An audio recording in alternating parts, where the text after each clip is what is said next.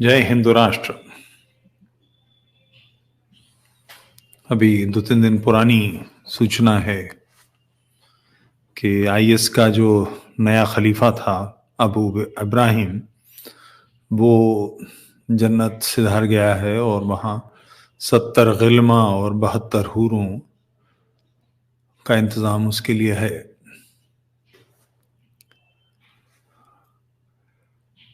सेनाओं में इस तरह की चीज़ें होती हैं। सेना मूलतः रक्षण के लिए बनी होती है और उस रक्षण के लिए आक्रमण भी उसे करना होता है। इसके लिए ट्रेनिंग की जाती है और ये राज्य द्वारा अधिकृत होती है। किसी भी देश की सेना उसके राज्य द्वारा अधिकृत होती है। मगर ये कौन लोग हैं जो अकारण अपने घरों से निकल के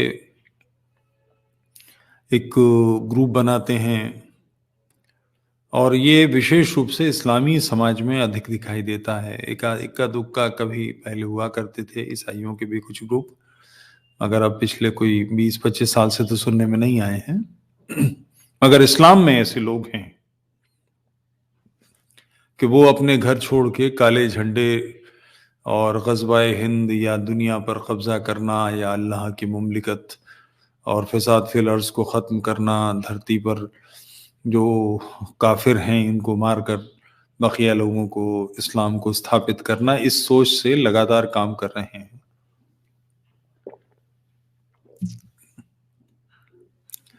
किसी अफ्रीकी कंट्री के मुल्ला का कल मैं वीडियो देख रहा था।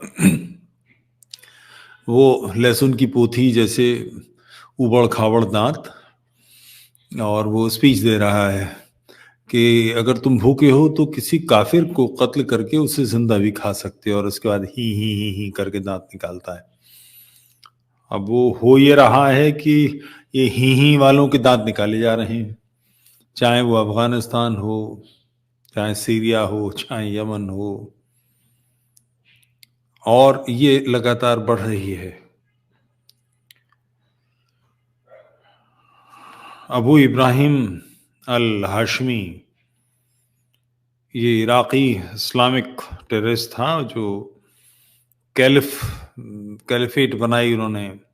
अबू बकर बगदादी इससे पहले मारा गया था 2 साल पहले, अब ये गया है।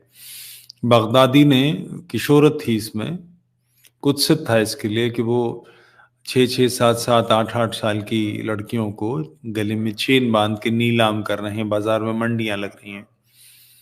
किसी को इस बात से अगर एतराज हो तो ये सुन्नत है। ये सब काम मोहम्मद ने, अली ने, अबू बकर सिद्दीक ने, उमर ने किए हैं। बल्कि एक तो मैं आज इस बात का इस्तेमाल करना चाहूँगा,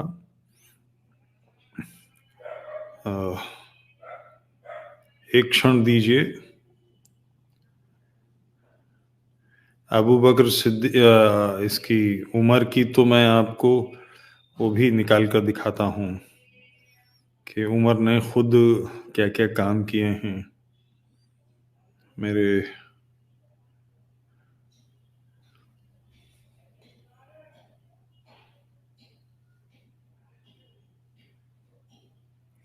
काश वो निकल आए, मुझे खोलना नहीं आता।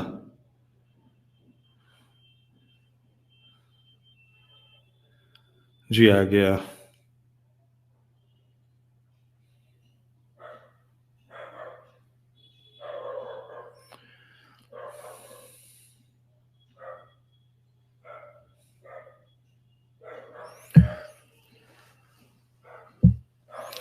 इब्न साद सुन्नी विद्वान थे और इनका काल 784 से 845 ईस्वी है। इनका पूरा नाम मोहम्मद बिन साद बिन मनी है। इन्होंने तबक़ात अल कबीर नाम से हदीसों का संकलन किया। इसी से खलीफा उमर के लड़के के बारे में हदीस है। मुसैब बिन दारूम ने कहा कि मैंने देखा उमर एक छड़ी से पकड़ी गई गुलाम लड़की के सर से दुपट्टा निकालते हुए बोला, सिर्फ आज़ाद औरतें ऐसा कह सकती हैं। तबक़ात इब्न साद वॉल्यूम 7 पेज नंबर 127। सुन्नी इमाम अल बैहक़ी अपनी हदीस किताब सुनन अल कुबरा में उमर के बारे में बताते हैं कि अनूस बिन मलिक ने बताया, खलीफा उमर के यहाँ जो दासियां काम करती थीं, उमर उनके कपड़े उतारकर बाल खोल देता था, फिर अपने हाथों से उनके स्तन हिलाया करता था। Al Sunan al Kubra volume 2 page number 223। 27।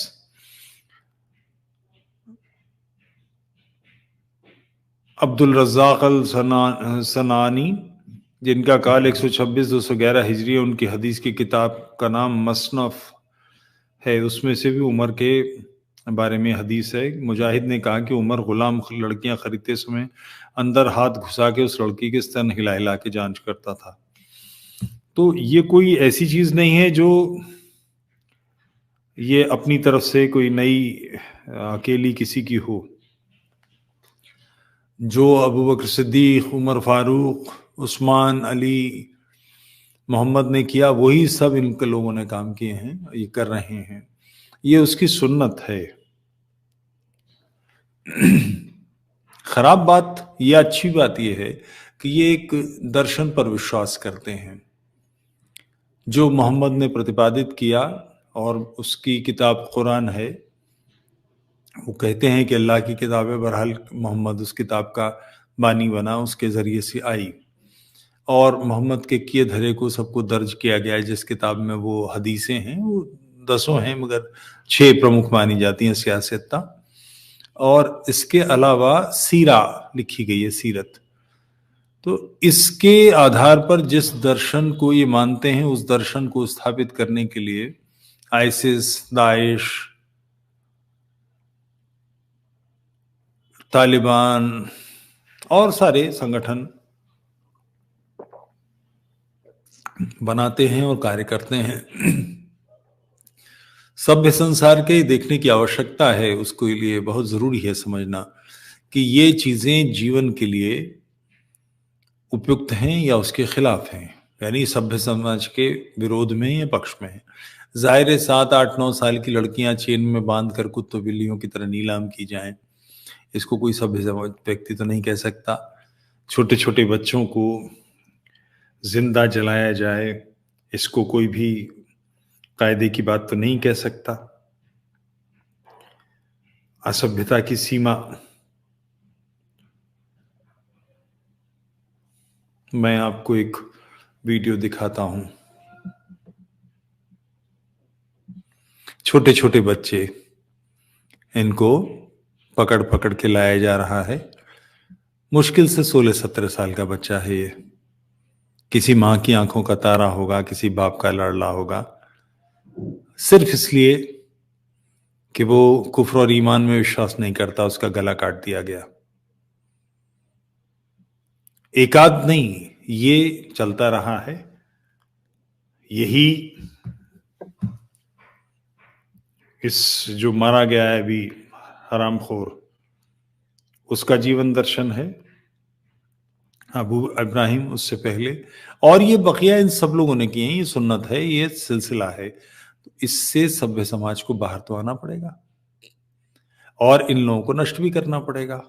आसान बात यह है कि इनकी जो मूल किताब है, उस किताब को यदि अवैज्ञानिक साबित कर दें, ये साबित कर सकें कि ये व्यक्तिगत रूप से मोहम्मद और उसके बाद के लोगों का काम है, जैसा सच वाला कर रहे हैं, लगातार इस पर काम हो रहा है, और वो बोल रहे हैं और दहाड़ते हैं कि कुरान के जो अर्थ किए जाते हैं वो बिल्कुल नहीं है, ये है ही नहीं।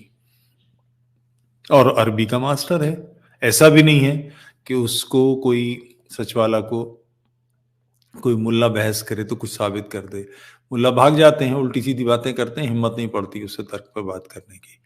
तो इस मूल चिंतन की किताब, इस दर्शन की किताब, इस माफिया की किताब को यदि एक्सपोज कर दिया जाएगा तो ये बात निबट जाएगी। बहुत छोटा सा काम है, मगर इसे इग्नोर करके नहीं चल सकता। ईश्वर अल्लाह तेरो नाम कहकर ये नहीं चल सकता। सर्वधर्म संभाव ये कहकर इस मामले से नहीं निपटा जा सकता। कुरान को मैं वेद की तरह पवित्र मानता हूँ, या बाइबल को मैं उपनिषदों की तरह पवित्र मानता हूँ, या तोरा को मैं गीता की तरह पवित्र मानता हूँ, ऐसी बेवकूफ़ी भरी राजनीतिक बयानबाजी से इस समस्या का समाधान नहीं हो सकता। कई बार लोगों को लगता है कि मैं और मेरे जैसे लोग दीनदारों को उकसा रहे हैं। हाँ, हम लोग उन पर दबाव डाल रहे हैं और हम तार्किक रूप से उनसे कह रहे हैं कि आप चेक कीजिए। दावा ये है ये किताब अल्लाह की किताब है। ठीक। और सातवें आसमान पर कोई लौ है, कोई पत्थर है, उस पर ये लिखी हुई है। उसको बार बार टुकड़ों में मोहम्मद को दिया गया। मोहम्मद के जन्म से पहले जाहिर है हाथों हाथ तो लिखी नहीं गई, पहले लिखी गई। तो उस किताब में मोहम्मद के बारे में लिखा है, उसके जीवन की सारी बातें लिखी हैं। तो इसका मतलब कोई स्तर है जहां से हर चीज तय है। यदि हर चीज तय है तो फिर कयामत किस बात की, जन्नत जहन्नुम किस बात का, फैसले का दिन किस बात का।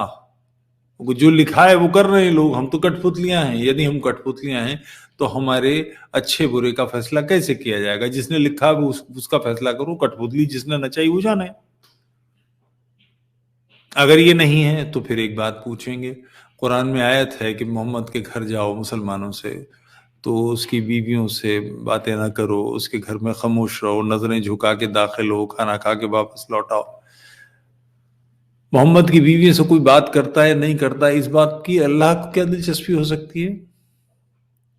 उसकी मौजूदगी में ऊंची आवाज को दिलचस्पी हो सकती है? आखिर मोहम्मद की बात अगर कन्विंसिंग नहीं होगी तो लोग एतराज करेंगे ही। तो इस बात को क्यों नहीं किया जाना चाहिए? तो ये बात समझ में आती है। जैसे आजकल फेक आईडी बनती है, फेसबुक पे कोई आईडी बना लेता है या यूट्यूब पे आईडी बना लेता है। ये अल्लाह बेसिकली मोहम्मद की फेक आईडी है, ऐसा आजकल के जो वैज्ञानिक शोध करने वाले लोग हैं, जिन्होंने पूरी वैज्ञानिकता के साथ कुरान को और हदीसों को पढ़ा है, वो कहते हैं कि मोहम्मद की आईडी है। अल्लाह बेसिकली मून गॉड का नाम था जिसे मोहम्मद ने उचक लिया और फिर उसके बाद बातें की। अब ये गलत भी हो सकता है, सही भी हो सकता है, मगर बात तो करनी पड़ेगी। गले काट कर तो मामला नहीं बनेगा कि जो ये बोलेगा वो वाजिबुल कत्ल है। तो ऐसी प्रत्येक बेहुदा बात को चुनौती देना और उसको जबरदस्ती रूढ़ करने पर, जबरदस्ती मनवाने पर आतुर किसी भी व्यक्ति का, अबू बकर सिद्दीक जो पिछला खलीफा था, अबू बकर बगदादी सॉरी, या अबू इब्राहिम जो अब मारा गया है, इसी तरह से इनका हल तो निकालना पड़ेगा। आप नहीं निकालेंगे तो फिर वो 9/11 करेंगे मोहम्मद अट्टा जैसे लोग, तो मोहम्मद अट्टा को पहले ही चटकाना पड़ेगा। इस चिंतन के साथ जुड़ने वाले किसी भी सक्रिय व्यक्ति के मस्तिष्क से इस चिंतन को निकाल के पोंछ के समाप्त करना, ये मानवता के हित में है। ये मानवता वर्सेस असभ्यता, अमानवीयता, राक्षसी वृत्ति की लड़ाई है। सिर्फ इसलिए कि वो 150 करोड़ की तादाद है या 170 करोड़ की तादाद है, इसे छोड़ा नहीं जा सकता। 170 करोड़ कोई बहुत बड़ी संख्या नहीं है और सारे इस पक्ष में भी नहीं है। बहुत बड़े पैमाने पर इस्लाम में एक मंथन चल रहा है, आलोड़न चल रहा है, और वो इस बात का है कि जो मूल किताब है वो मानव सभ्यता जो वर्तमान जिस पड़ाव पर खड़ी है उस जगह ये उपयुक्त भी है। तस्वीर नहीं बनानी, कौन बिना पैन कार्ड के, बिना ड्राइविंग लाइसेंस के, बिना बैंक अकाउंट के, बिना आधार कार्ड के, बिना पासपोर्ट के रह सकता है? गुफा कंदराओं में तो रहते नहीं, हमको ही करना पड़ेगा। तो फिर ये कहना कि पेंटिंग बनाना, किसी की तस्वीर बनाना गुनाह है, कैसे बात बनेगी? ये तो नहीं चल सकता। इसके विरोध में कोई अगर रहना चाहता है तो उसका जीवन संभव नहीं है, कुछ भी नहीं कर सकता। कहीं यहां से वहां जाना है तो ड्राइव कैसे करेगा? बेतुकी बात है। जीवन की ऐसी अजीबो गरीब, अटपटी, हड़बोंग वाली बेहुदा बातें कैसे स्वीकार की जा सकती हैं? स्त्रियों के लिए पर्दा, हिजाब, इसका अंदाजा कीजिए कि ये क्या कह रहे हैं, क्या चाहते हैं। ये मनुष्यता की, मानवता के आधे भाग से, तुलनात्मक रूप से स्त्रियां आधे या उससे 1-8% आगे पीछे तो होंगी, कम या ज्यादा। उनसे वो चाहते हैं कि वो खेलों में न जाएं, वो घरों से बाहर ना निकलें, वो ऑफिसों में काम ना करें, वो बिजनेस ना करें, वो दुकानें ना चलाएं, वो केवल बच्चे पैदा करें और बच्चे बड़े करें, औरतों को घर का खाना बनाएं और सबको जिहाद के लिए तैयार करें।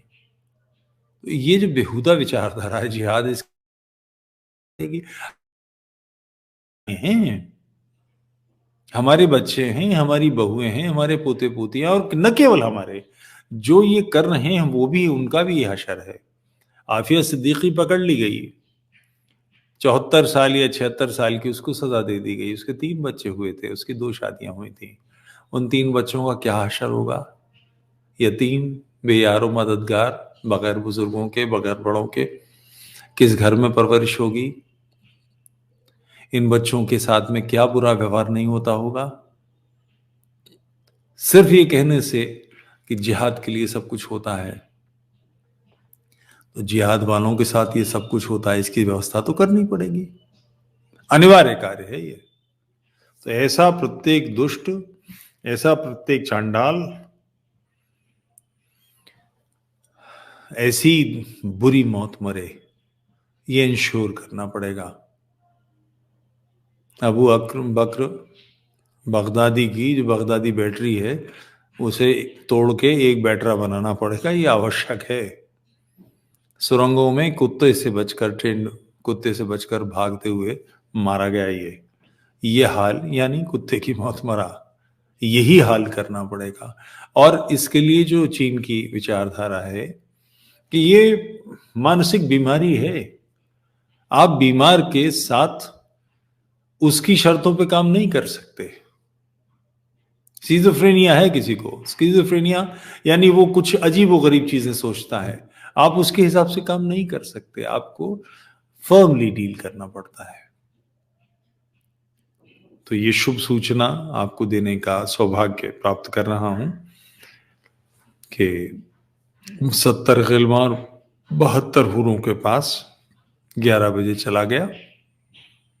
ऐसे सारे चांडाल इसी रास्ते जाएं, ऐसी हाथ जोड़ के प्रभु से विनती। यूट्यूब चैनल तुफैल चतुर्वेदी को सब्सक्राइब, लाइक करें, हेल्प करें। जय हिंदू राष्ट्र।